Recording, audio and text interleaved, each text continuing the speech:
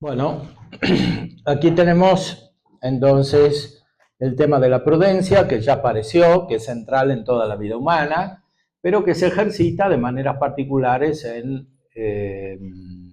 distintas formas de guía de la vida de los demás. La prudencia es propia del gobernante, por ejemplo, el que establece las leyes, el que las hace cumplir, es propia del juez, pero también es propia del educador. Y en este sentido, el psicólogo es un tipo de educador, porque la actividad principal consiste no en transmitir propiamente el conocimiento, porque esto es imposible a modo humano, solamente Dios puede hacer crecer la inteligencia en el conocimiento, pero sí es posible facilitar, dar los signos adecuados y quitar los impedimentos para que el sujeto mismo conozca por sus fuerzas naturales o por la infusión de la gracia de Dios. Entonces, la virtud de la prudencia, en este caso, se ejercita de una manera pedagógica. La ley antigua, dice San Pablo, era el pedagogo que nos conducía a Cristo y a la ley nueva, que es la ley de Cristo. De una manera semejante, hay una actividad pedagógica en la psicoterapia de distintas maneras ejercitada, porque es un campo muy amplio, como es amplísimo todo lo que es humano propiamente. Por eso puede haber distintas maneras en que se ejercita esta actividad. Si retornamos al tema de la prudencia, encontraremos algunos elementos útiles para designar la actividad del psicólogo. ¿En qué sentido se habla de vocación del psicólogo? Bueno, si queremos ser estrictos, la vocación del psicólogo es la misma vocación de todos a la perfección y a la santidad. El Concilio Vaticano II tiene esa expresión en Lumen Gentium, la vocación universal a la santidad. Más bien habría que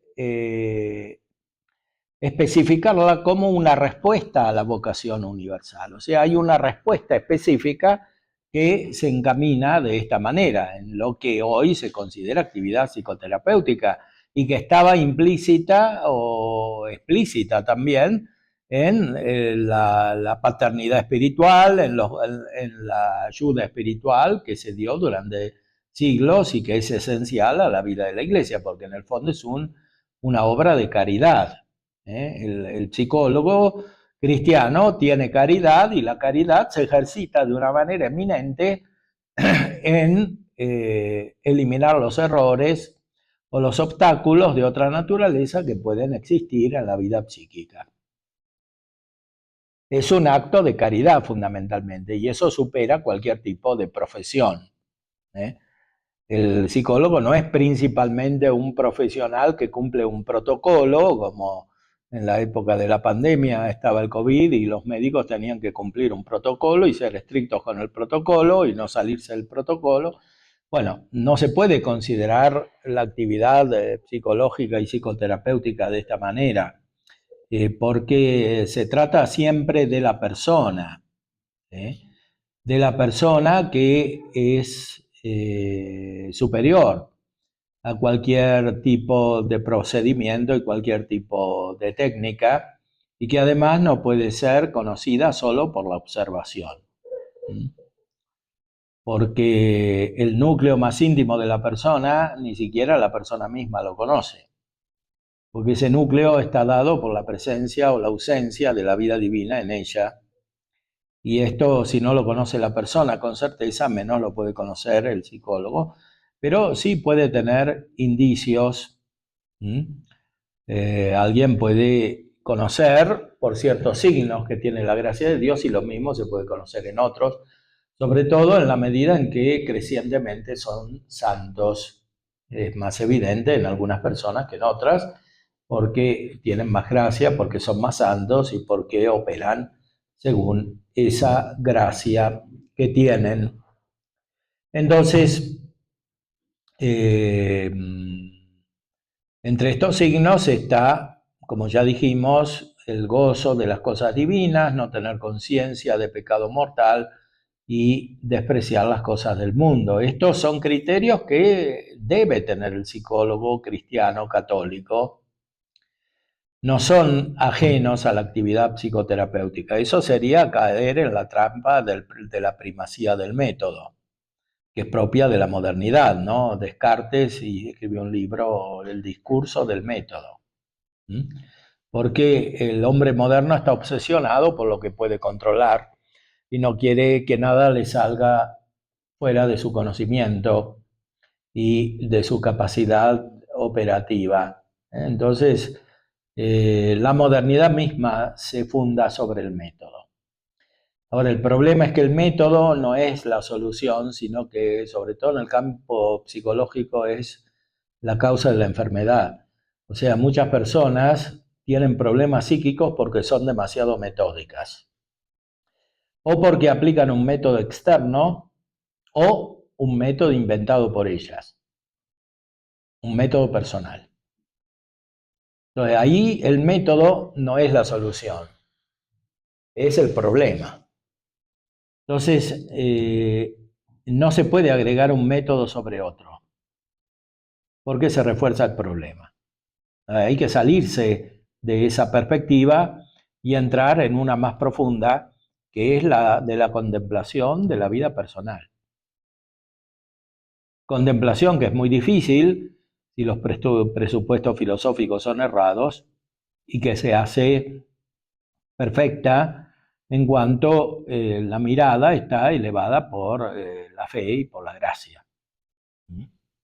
Porque entonces se produce una verdadera capacidad empática de connaturalidad para percibir la situación de la persona en sí mismo, por comparación respecto de la propia persona, del psicólogo. Es lo contrario de aplicar un protocolo rígido externo al modo de la medicina, y aún en la medicina no se podría aplicar siempre rígidamente un protocolo porque siempre está la mente del médico que debe prevalecer. Y aquí también, y con más razón. Además, considerando, como dijimos, que la mente de la persona enferma muchas veces es metódica, es decir, es esquemática. La palabra esquema significa figura. Kant, el gran filósofo de la modernidad, dice que hay un esquematismo trascendental, un esquematismo que tienen todos, quiere decir. Y Hegel habla del espíritu objetivo. Es decir, las dos son expresiones de una vida no personal. Esta vida no personal es el problema, no la solución. Entonces no se puede agregar un esquema sobre el otro, un método sobre otro método. Porque la persona débil, la persona que insegura, la persona que no está plenamente desarrollada en sus facultades espirituales, sobre todo, y su personalidad integrada a partir de estas, tiende a asegurarse por medio de figuras artificiales que aplica en su vida. A veces de manera violenta. Por ejemplo, una persona que es muy insegura o que se siente inferior puede presentarse como autoritaria en ciertos contextos, o como impositiva, o como invasora, o como rígida. Pero esto esconde una profunda inmadurez, una profunda inseguridad, falta de desarrollo, sobre todo espiritual, falta de desarrollo en las virtudes. Entonces, tratar a un tipo de persona con esta problemática a partir de un método único puede incluso acelerar el problema o la aparición del problema y el desequilibrio de esta persona. podrá eventualmente tener una mejora pasajera porque va a estar más segura en el propio método que ha inventado para imponerse en la vida, pero a la larga esto provocará una inseguridad mayor, un fracaso, una debilidad. Entonces, es necesario superar. Como dice Aristóteles, es poco inteligente aplicar el mismo método a todos los campos. Aplicar un método matemático a la biología y pretender la misma certeza en las cosas morales, en el estudio de la conducta humana que se tiene en el campo de la ciencia experimental, de la física o de la biología. Porque el método sigue al objeto de estudio y no al revés. No está primero el método y después lo que se estudia. Este es el defecto, repito, de la modernidad. El discurso del método de Descartes. De Hegel también dice que la idea es el método. Y este es el problema. Método entendido en un sentido restringido, o sea, en el sentido del protocolo, de un procedimiento, de un paso después del otro paso que está clasificado. La mente plena, la mente perfecta, la mente contemplativa, incluso en el orden natural, no funciona de esa manera. ¿Por qué? Porque la realidad es demasiado rica cuando se trata de la vida personal, de la vida intelectual, que es la vida de las personas, como para ser expresada de esta manera. Esto puede corresponder hasta cierto punto al estudio de la naturaleza, pero la psicología no es una ciencia natural. Esto es lo que consideraban los racionalistas y empiristas del siglo XIX, por ejemplo, distinguían la psicología racional, que sería filosófica, de la psicología experimental, que se puede incluso estudiar en un laboratorio. Pero esto es una visión muy reductiva de la psicología que ya superaron los grandes autores de principios del siglo XX, pero por el lado de la filosofía, con todas las salvedades que hicimos sobre su concepción. Entonces, la prudencia del psicólogo depende de la contemplación del psicólogo, porque la prudencia es un hábito práctico de la inteligencia que tiene raíces teóricas. Sin contemplación no hay prudencia, aunque la prudencia facilita un tipo de conocimiento distinto del contemplativo, un tipo de conocimiento dirigido a la operación. Pero la operación nunca puede ser recta si no tiende a la contemplación. Por eso el psicólogo no será prudente si no tiene él mismo contemplación. Contemplación natural y contemplación sobrenatural, es decir, si su persona no es profunda. Por supuesto, si el psicólogo tiene alteraciones morales o conductuales importantes, esta contemplación estará impedida en mayor o menor medida. Por eso es claro que el psicólogo tiene que ser maduro en todos los aspectos, pero también en el aspecto intelectual. No puede ser una persona superficial. En razón de su actividad o de su profesión, si se la quiere llamar así, necesita tener profundidad. Y esta profundidad, como hemos dicho, es accesible finalmente por la contemplación sobrenatural que nace de la gracia de Dios, del don de sabiduría, del Espíritu Santo, de los otros dones, de intelecto, de ciencia y de la profundización en la fe y en las demás virtudes intelectuales, también en el orden natural, aunque perfeccionadas por la gracia. El intelecto especulativo, por extensión, se hace práctico, decía Aristóteles. Entonces, la contemplación del psicólogo es aquella que va a lograr entrar en lo particular, en el sentido particular de la situación de las personas y de su conducta, de su operación, de su acción. Es mucho más importante en el campo de la psicología desarrollar bien la teoría que la práctica, porque la práctica surge como una consecuencia.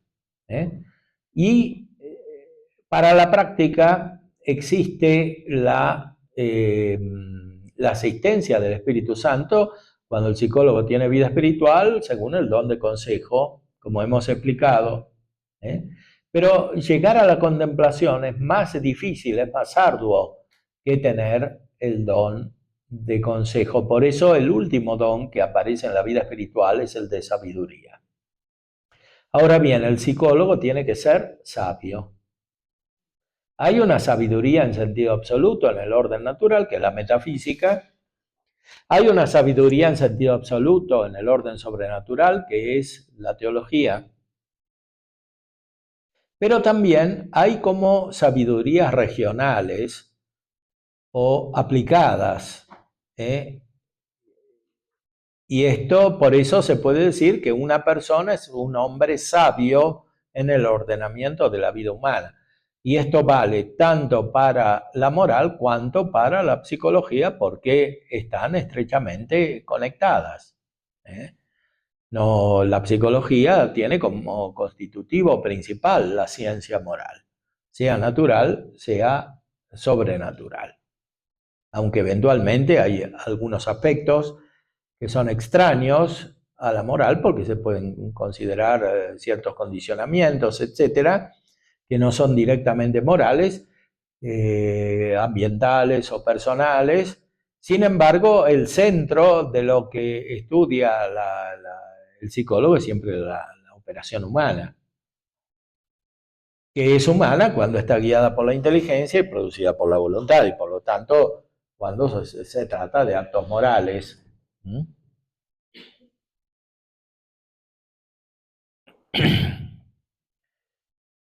Santo Tomás trata acerca de la sabiduría en conexión con la caridad, como dijimos en la cuestión 45, y podemos extraer algunas observaciones útiles para el campo de la psicología.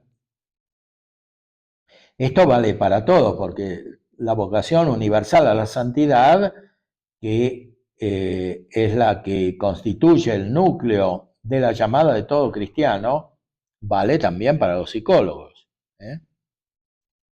Según el filósofo, en el comienzo de la metafísica, incumbe al sabio considerar la causa suprema, por la cual juzga ciertísimamente de todo y todo debe ordenarse según ella. Ahora bien, la causa suprema se puede tomar en doble sentido, absolutamente y en un determinado género.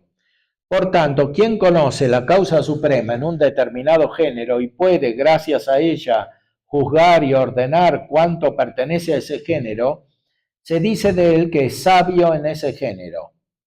Es el caso, por ejemplo, de la medicina o de la arquitectura, conforme a lo que escribe el apóstol: como sabio arquitecto puse los cimientos. Mas quien conoce de manera absoluta la causa, que es Dios, se considera sabio en absoluto, por cuanto puede juzgar y ordenar todo por las reglas divinas. Pues bien, el hombre alcanza este tipo de juicio por el Espíritu Santo, a tenor de lo que escribe el apóstol: el espiritual lo juzga todo. Porque, como afirma allí mismo, el Espíritu lo escudriña todo, incluso las profundidades de Dios. Resulta pues evidente que la sabiduría es don del Espíritu Santo.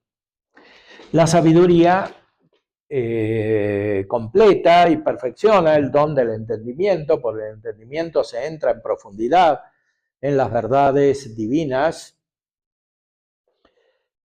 y por el don de sabiduría se juzga, o sea, es como que se mira desde arriba con la mirada de Dios todo, comenzando por la realidad divina misma.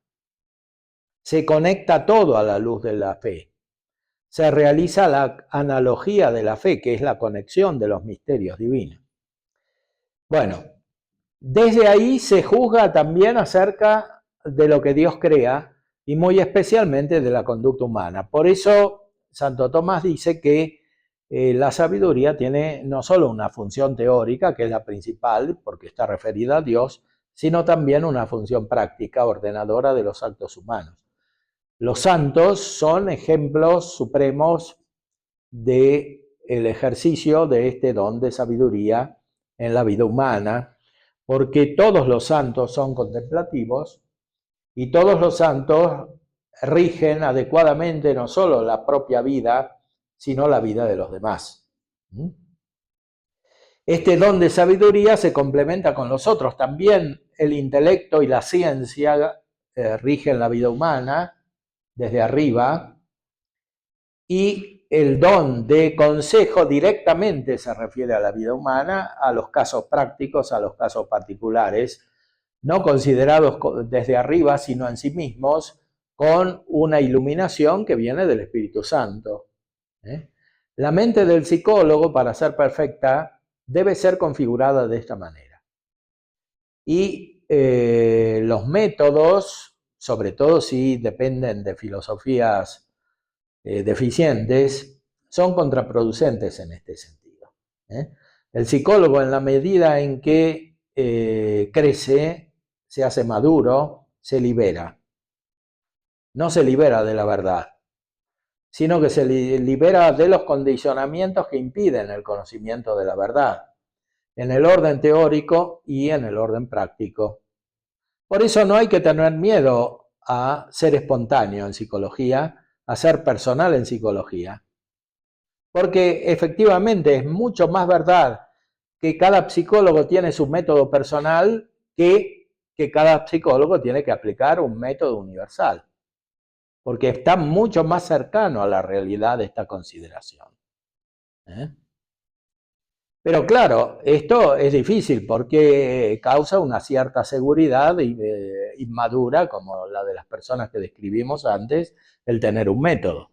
¿Qué hago? ¿Qué aplico? Sobre todo cuando uno es joven. Porque como no sabe mucho, claro, se aferra a lo que conoce, o lo que escuchó, o lo que, aunque no lo haya asimilado, porque muchos psicólogos no conocen en profundidad el significado de lo que está implícito en el propio método que aplican. Imaginemos los que han sido educados en el conductismo o en el psicoanálisis.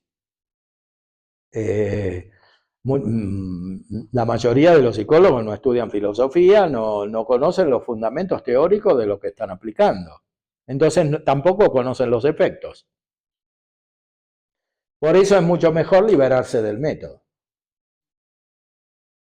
y adquirir un método superior, un método contemplativo, que es un método metafísico. Aristóteles es el primero que habla de método en la metafísica. Todo el método, ¿cuál es el método? Separarse de la materia, o sea, ver las cosas en profundidad en el orden espiritual, en el orden de lo inmaterial, que es lo propio de la consideración de la persona. No existe psicología sin metafísica. Lo recuerda el Papa Pío XII en su discurso a los psiquiatras en Roma en 1953. La verdadera psicología tiene que tener fundamento metafísico. Y no se puede reducir la psicología a una ciencia. No es una ciencia, son varias ciencias ordenadas entre sí. Y naturalmente cada psicólogo puede dominar o conocer esta ciencia de manera diferente y tener aptitudes, sí, diferentes para cada ciencia. Por eso es necesario que haya también una complementariedad.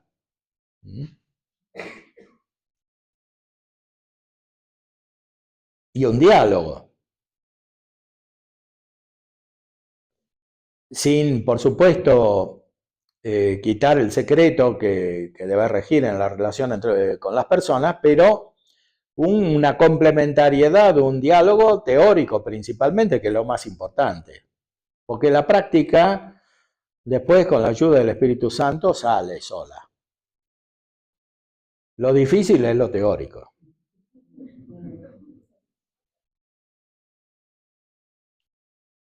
Y en esto, sobre todo, tiene que haber diálogo, tiene que haber complementariedad y una ayuda recíproca en, en complementar las diferentes ciencias, porque no todos tienen la misma capacidad filosófica o teológica o contemplativa o práctica o de observación. Las mujeres observan aspectos que los varones no y viceversa. Entonces, todo eso es complementario.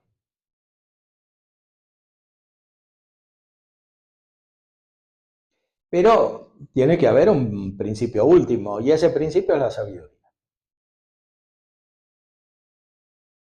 El psicólogo debe ser un hombre sabio o una mujer sabia. Porque de otra manera no puede engendrarse adecuadamente la prudencia, sobre todo la prudencia sobrenatural, infusa con la gracia necesaria para entrar en profundidad en los casos difíciles, que son todos. Justamente porque son casos particulares. ¿Eh? Pero, por qué es importante esta sabiduría? Porque los casos particulares son todos difíciles y todos insolubles, porque la solución ¿en qué está? En salir del caso particular y elevarse a un nivel superior. Esta es la única solución. Si uno queda atrapado en el caso particular, no hay salida. Es un análisis de que repite lo mismo. O sea, el verdadero cambio se da cuando, por decir así, el psicólogo es parecido a los ángeles, ¿no? Recordemos que los ángeles mueven las cosas materiales. Bueno, así también la persona y la palabra, la actitud, la mente del psicólogo mueve la persona que está hundida en su particularidad y en su sensibilidad y en su complejidad afectiva. ¿Mm? Claro, hay situaciones muy difíciles de vencer, sobre todo cuando la persona es astuta, como dijimos, e incluso quiere ser más despierta que el psicólogo y enredarlo. Bueno, entonces, bueno, para eso hay que tener una actitud superior, que es sobrenatural, no es suficiente la, la capacidad humana. ¿Eh? Como decía Adler, muy claro, uno le puede decir a los neuróticos todos los mecanismos que utilizan, pero después es peor. Entonces, la solución no puede ser esa. Es como decirle, mirá, yo soy más vivo que vos. ¿Eh? O sea, tengo mayor capacidad que la tuya para ser astuto. Pero eso es transmitir un mensaje que desorienta. ¿Mm? O sea, la solución es cambiar de actitud. Por eso el Papa Pío XII dice cosas más profundas cuando les habla a las enfermeras que a los médicos. Porque tiene un discurso para los médicos, a los psiquiatras, a los que se ocupaban de... Y ahí se cuida bastante, pero después les habla a las enfermeras de psiquiatría y les dice que tienen que ser como ángeles. ¿Eh? Usando la metáfora, porque en esa época iban con los guardapolvos, con los uniformes blancos, ¿no? Y claro, tienen que ser como ángeles porque es lo que necesitan los enfermos mentales que trataban estas enfermeras. Sí, dice tienen que ser obedientes a los médicos, etc. Pero muchas veces seguramente habrán logrado más las enfermeras que los médicos. Entonces, en este campo, no estoy hablando de la medicina en el sentido estricto, porque aquí no se trata de medicina, salvo en los casos en los cuales hay una evidente deformación orgánica, una enfermedad propia. Se trata de deformaciones de la conducta y en muchos casos de una interacción con las realidades superiores, con las realidades de los ángeles buenos y malos. Las mismas personas en un momento pueden recibir el influjo de los ángeles buenos y en otro de los ángeles malos, a veces a la mañana y después a la tarde, como dice San Ignacio en los ejercicios espirituales. Que una persona se siente de un modo un día y al día siguiente del otro, contrario. Y eso hay que saber interpretarlo.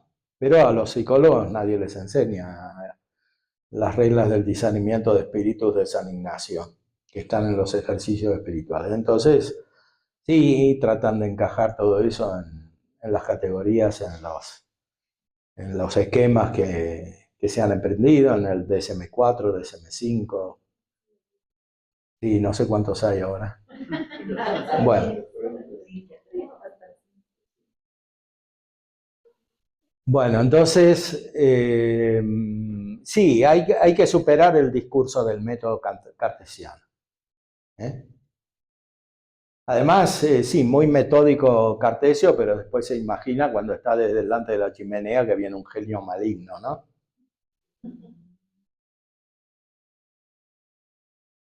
Y entonces le parece que todo lo que conocía no es como lo conocía, etcétera, etcétera. Es un estado de una alteración muy, muy importante, que no tiene solo Descartes, tienen otros filósofos también, y psicólogos también. Entonces, sí, el único método radical es un método de elevación, porque el problema es la particularización que tiene el sujeto, porque está demasiado encerrado en lo sensible, y lo sensible es siempre particular y cada caso es distinto del otro, claro que lo es. Pero el problema es justamente eso, que es demasiado particular la vida de la persona. A veces porque es caprichosa, a veces porque es esquemática, a veces porque es pasional, pero siempre es algo particular y justamente lo que quiere la persona es que se supere su malestar por medio de un análisis que no sea trabajoso, que no lo haga cambiar. Y en cambio lo que se necesita es que cambie, y el único cambio real es una elevación de nivel de vida, que siempre significa ir al nivel de lo propiamente humano, que es intelectual y es el conocimiento de lo universal, de lo común, de una realidad superior que supera lo particular y lo material. Eso es lo que necesita el sujeto, que está alterado. Y eso es justamente lo que tiene que presentar el psicólogo, con su persona, con su palabra, con su actitud, con sus consejos, con su prudencia. Se trata de llegar a lo particular, pero de salir de lo particular, de no quedarse atrapado en lo particular, en el caso particular. No para aplicar un método universal en el sentido que dijimos, sino para descubrir una realidad.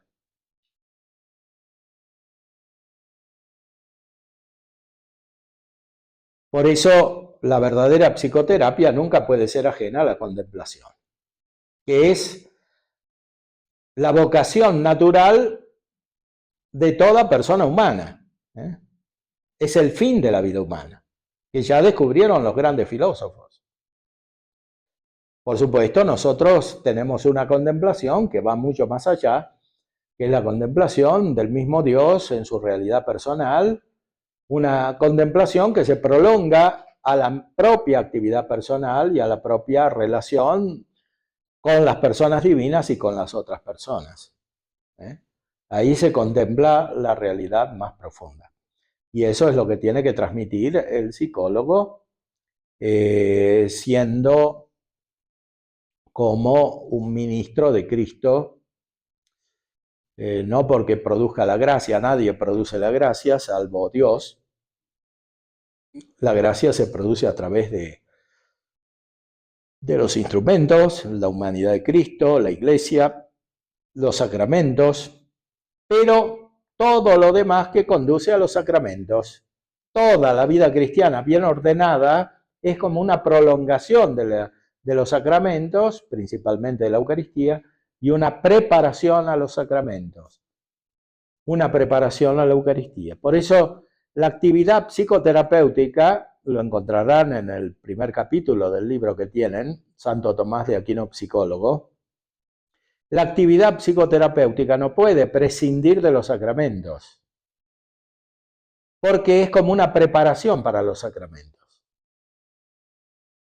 A veces directa y a veces indirecta, muchas veces indirecta. Pero no puede estar fuera del orden de los sacramentos en la mente del psicólogo católico. O sea, hay que mirar desde ahí. Y para esto, los dones del Espíritu Santo son fundamentales, sobre todo el don de sabiduría, porque es el que más interviene en la contemplación de la Eucaristía. Y por tanto, en el descubrimiento del lugar que tiene la persona en orden a la Eucaristía. En el cuerpo entero de Cristo que está y es la Eucaristía. O sea, en la iglesia. Por eso la solución tiene que superar por mucho la visión profesional de la actividad del psicólogo. Tiene que ser mucho más amplia. Y justamente en esto la llamada particular del psicólogo adquiere una especial dignidad, como un aspecto, una aplicación de la única llamada, que es la llamada universal a la santidad. Bueno, con esto podemos abrir el lugar a algunas preguntas. Ahora, la prudencia no significa no hablar. Sería imprudente callar cuando hay que hablar. Entonces, sí, la mente del psicólogo justamente tiene que estar preparada para discernir los momentos oportunos e inoportunos, porque lo más importante puede ser inoportuno. Porque la persona a veces tiene que recibir un mensaje que no quiere recibir. Y durante el momento de la sesión, es importante que esté en gracia. ¿Quién? Bueno, sí, el psicólogo. Psicólogo seguro. Pero el paciente es otra persona. Bueno, por supuesto sería lo ideal, pero no siempre se puede, porque si está en gracia ya tiene lo principal de la curación.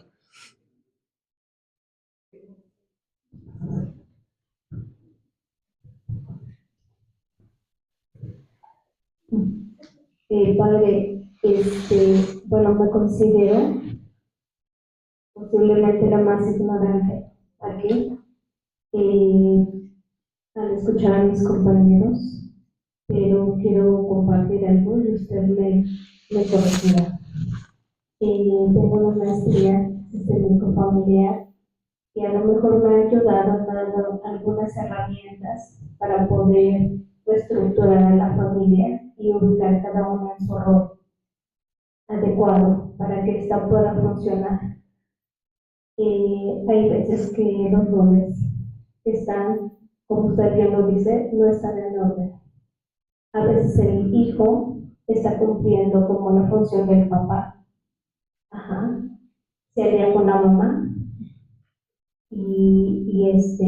o la mamá lo jala para aliarse con él. Y dejan al papá, le quitan toda autoridad y lo dejan como si fuera el hijo y a veces hasta lo sacan del sistema familiar. Me ha ayudado para eso, pero antes de estudiar la maestría, lo que yo hacía trabajando dentro de la iglesia, era mandar primero al paciente a la confesión.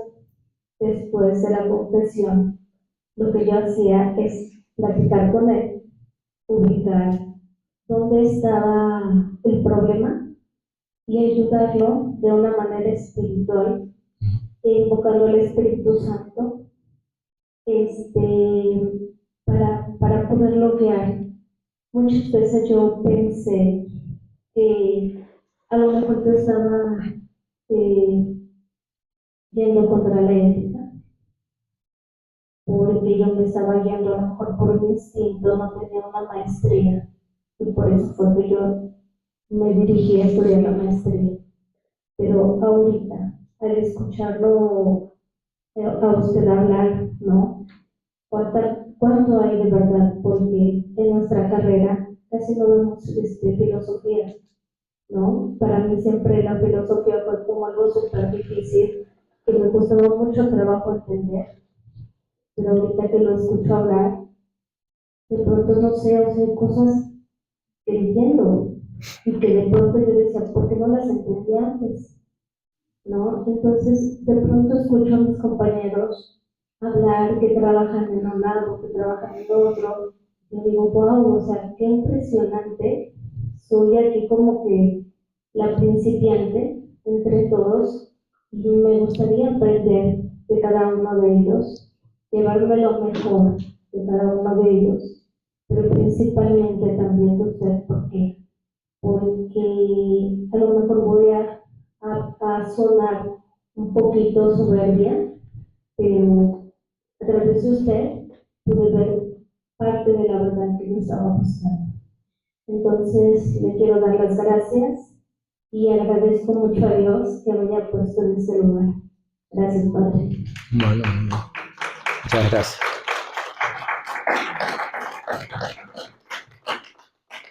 Bueno, ahí hay que subrayar una palabra que has usado, instinto, ¿no?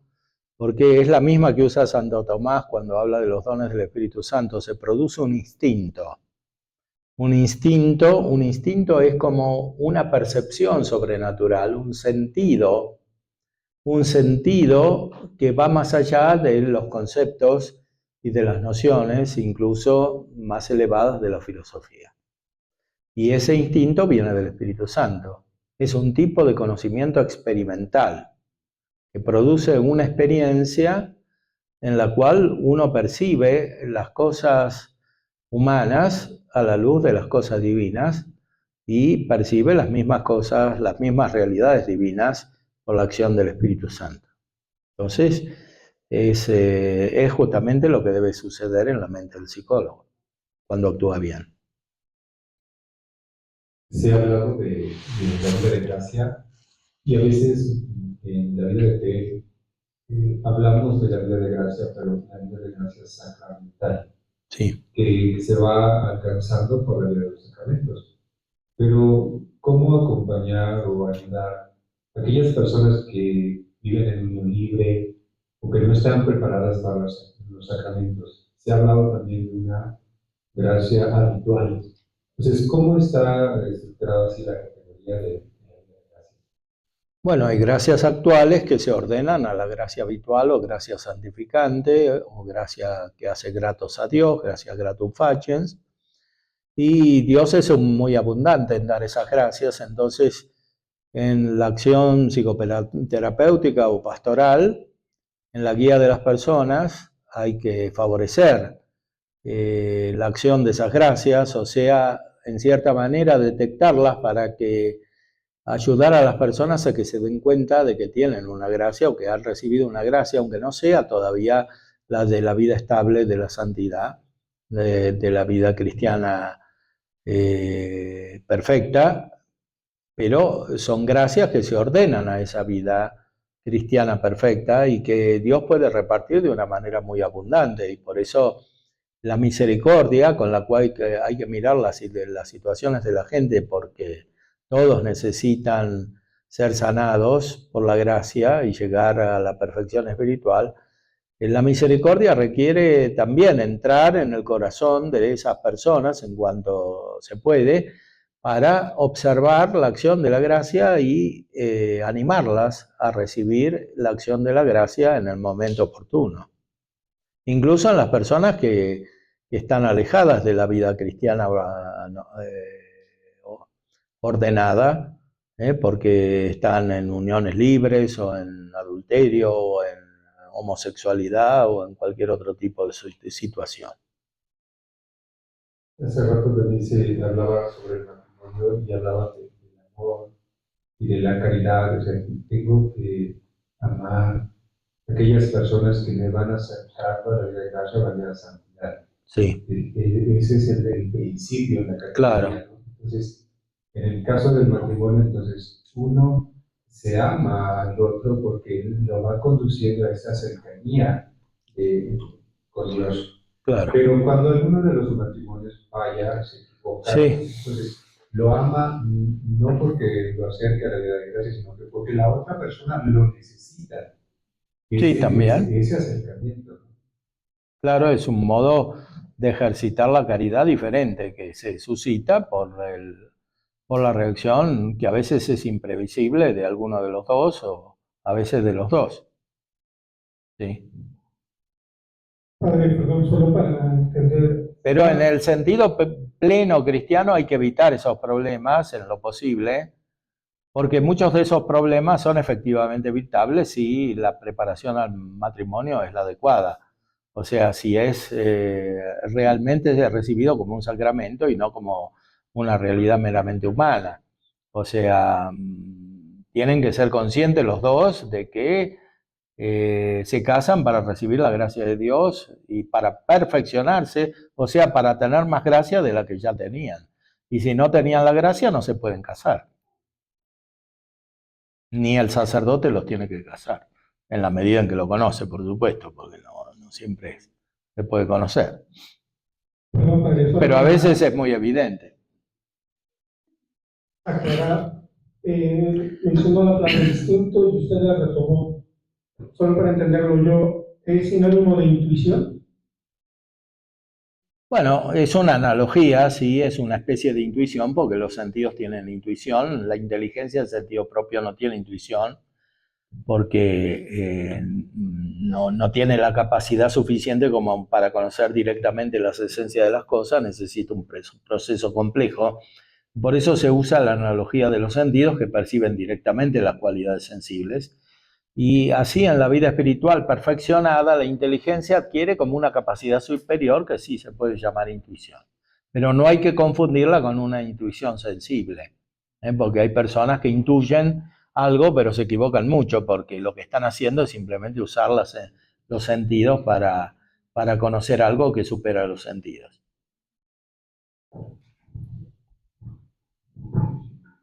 Padre, yo también quiero agradecerle infinitamente estos 3 días y toda su participación tan especial, tan cálida, porque pues sin la vida de gracia definitivamente no podemos acompañar, no podemos estar queriendo apoyar, sostener a, pues llámese paciente, consultante o acompañante, como le tengamos que llamar, acompañado, es el vivir en Dios y para Dios, y desde esta perspectiva, pues poder salir de ti mismo para donarte al otro y escucharlo con esa mirada contemplativa, con esa calidez, con esa prudencia que se necesita.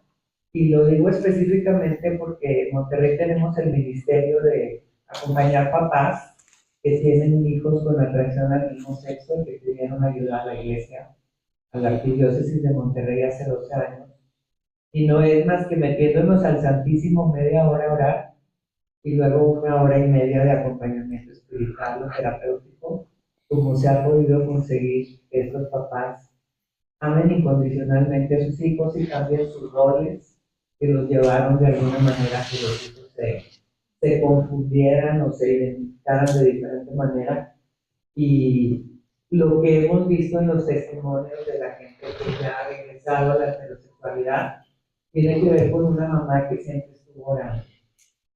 Y así como el amor de Jesús es también maternal, así pues también nosotros, psicólogos, varones, mujeres, tenemos como esa parte de ese compromiso de estar acompañando desde el amor más incondicional, pero con la gracia asistida. De otra manera no podría ser. Le agradezco muchísimo porque para mí, si me lo reducen a una palabra estos 3 días, es iluminación. Muchas gracias.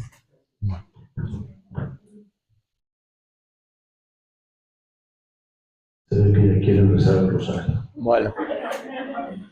Bueno, pues